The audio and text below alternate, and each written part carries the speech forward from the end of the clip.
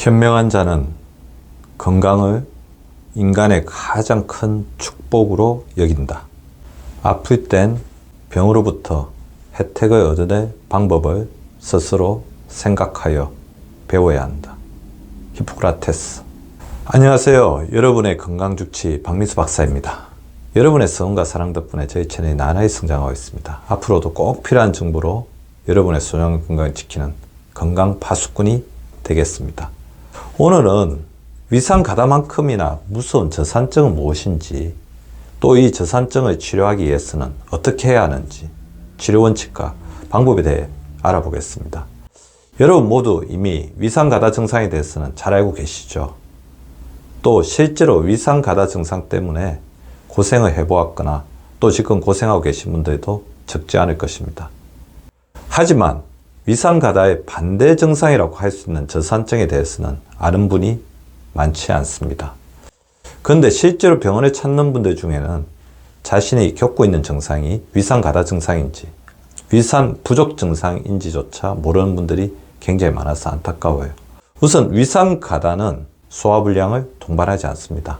위산이 넘치기 때문에 당연히 소화가 잘 안 될 수가 없겠죠. 반면 위산 부족의 경우는 음식을 먹은 뒤에 속이 쓰리는 증상이 나타나는 것이 일반적입니다. 위산이 부족하기 때문에 위에서 음식이 오래 머물면서 제대로 소화가 되지 않고 그로 인해 위산이 넘치면서 식도까지 침범하면서 이런 증상이 나타납니다. 위산 가다 증상은 대개 공복에 속이 계속 쓰리다가 음식이 들어가면 속쓰림이 일시적으로 그치는 것이 일반적입니다. 반면 위산 부족 증상이 있다면 단백질, 지방, 철분 등이 체내에 제대로 흡수되지 않으면서 손톱이 부서지거나 빈혈이 나타나는 증상이 동반됩니다. 사실 위산 가다 증상만큼 건강에 치명적인 병이 바로 위산 부족, 즉 저산증입니다. 저산증이나 위산 부족, 위산의 결핍 증상으로 인해 장기간 소화불량이 이어지게 되면 우리 몸은 치명적인 위험에 노출될 수가 있습니다. 오늘은 지금 말씀드린 저산증은 과연 무엇인지, 또 그 해결 방법은 무엇일지에 대해서 자세히 알아보는 시간을 가져보겠습니다. 저산증은 소화에 꼭 필요한 위액중, 위산이 거의 없거나 훨씬 적어진 상태를 가리키는 말인데요. 저산증은 위산 가소증 혹은 위산 결핍증으로도 불립니다. 저산증이라는 명칭만으로는 감이 오지 않는 분들도 많으실 텐데요. 아마 다음에 말씀드린 증상들을 들으시면 고개를 절로 끄덕끄덕 하게 되실 것입니다. 저산증의 증상은 거의 모든 위장 관련 증상을 포함하게 됩니다. 평소 명치가 답답하거나 아프면서 식욕부진 및 소화장애가 있고, 식후에 더부룩한 복부 팽만감, 잦은 트림, 속쓰림 등의 위염, 기능성 소화불량 증상으로 나타날 수가 있습니다.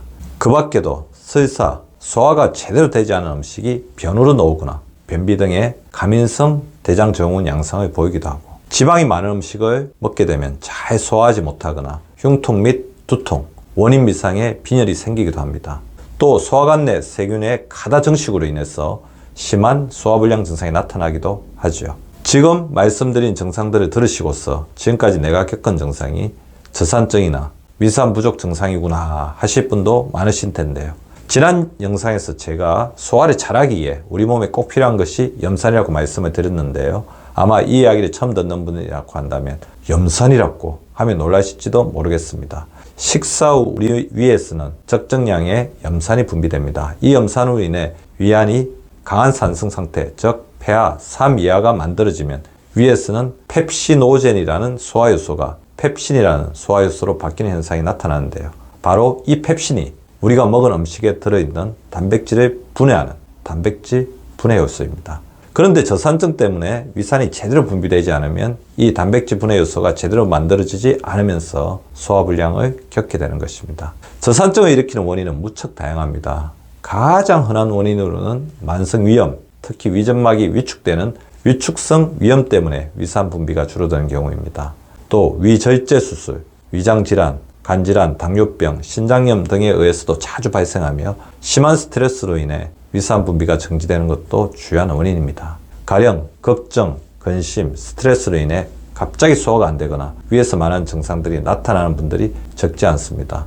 또 몸에 아연이나 티아민 등의 비타민, 미네랄이 결핍되는 경우, 헬리코박터 감염, 정제 탄수화물의 가다 섭취 등도 원인이 될 수가 있습니다. 그리고 평상시 지나친 고지방 식사, 저섬유소 식사와 같은 잘못된 식습관을 가지고 계신 분들에게도 자주 나타납니다. 물론 나이가 들면서 자연스럽게 위산 분비가 줄어서 저산증이 생기는 경우도 흔한 일이죠.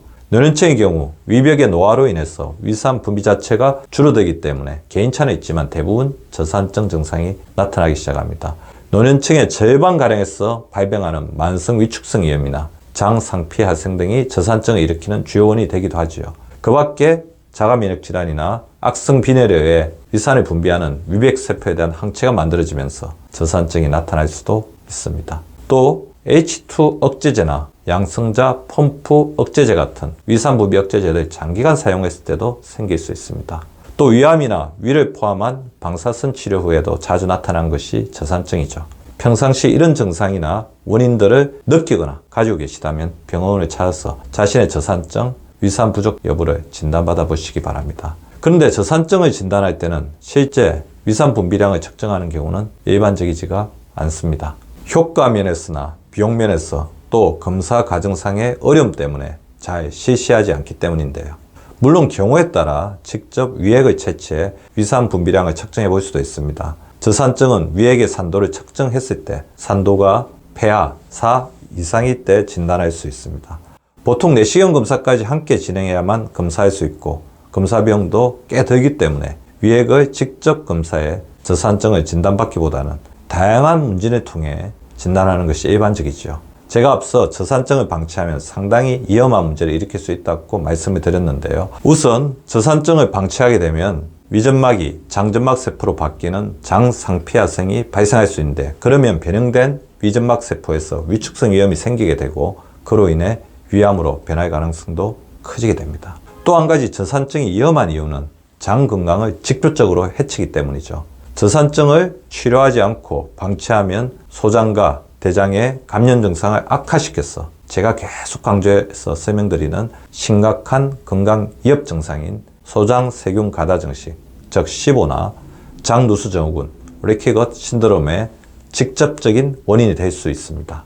이 두 가지 질병의 위험성에 대해서는 저희 채널에서 여러 차례 말씀을 드렸습니다. 그런데 자신의 속쓰림 증상, 소화불량 증상을 무시하는 분들이 의외로 많습니다.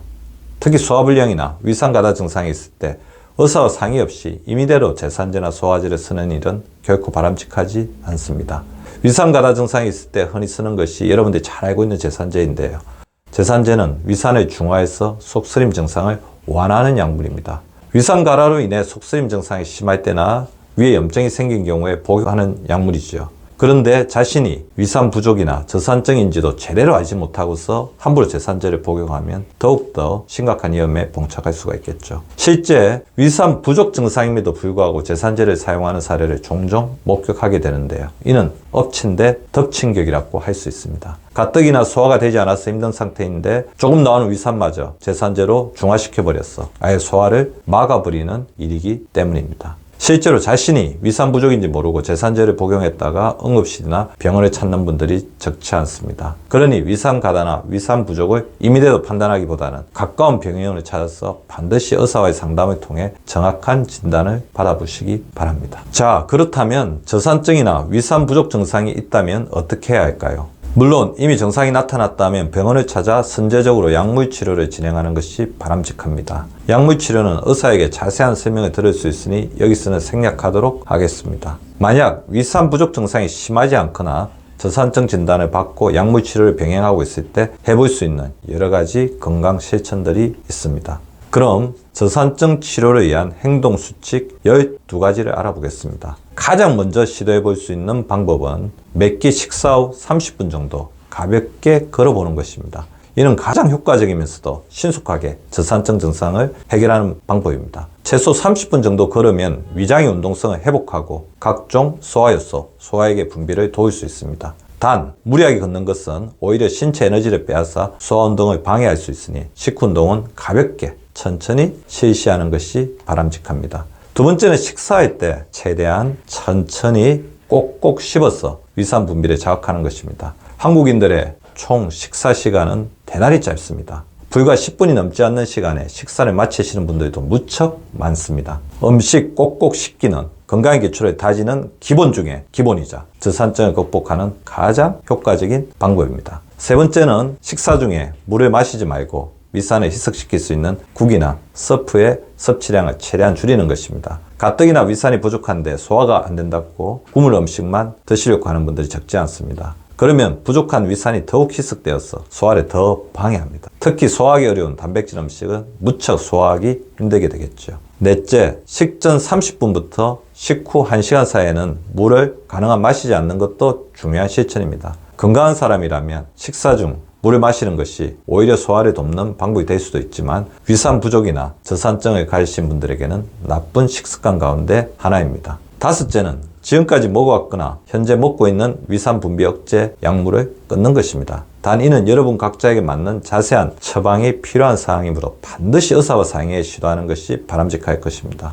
특히 앞서 설명했듯이 제산제나 양성자 펌프 억제제 같은 위산 분비 억제제를 복용하는 경우는 용량을 줄이거나 중단해야 할 것입니다. 이것은 의사와의 상담을 통해서 위산 가다가 아닌 경우에 실시할 수 있는 방법입니다. 여섯 번째, 달고 짜고 매운 자극적인 음식을 피하고 진통소염제 복용도 최대한 줄여야 합니다. 진통소염제는 위산 분비를 줄어들게 하는 기전을 가지고 있으니 저산증을 고치기 위해서는 진통소염제 복용을 줄이거나 중단해야 합니다. 단 질병 치료를 위해서 진통소염제를 복용하고 있다면 의사와 잘 상의한 후에 그 용량들을 조절해 가는 것이 필요합니다. 일곱 번째, 제가 항상 말씀드리는 소장세균 가다 증식 증상, 일명 SIBO가 의심되는 분이라면 SIBO의 치료부터 시작해야 합니다. 여덟 번째는 저산증이 헬리코박터 파이로리균의 감염 때문이라면 이 역시 해당 치료부터 시작해야 할 것입니다. 아홉 번째, 채소는 가급적 익혀서 부드럽게 만들어서 먹고 고기는 갈아서 드시는 것이 좋으며 지방 음식 섭취를 최소화해야 합니다.